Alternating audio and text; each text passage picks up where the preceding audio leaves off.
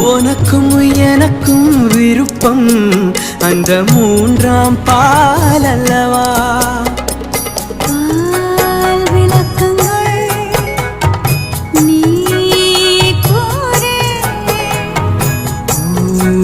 உறங்கட்டும் உரைப்பேன் கேளு.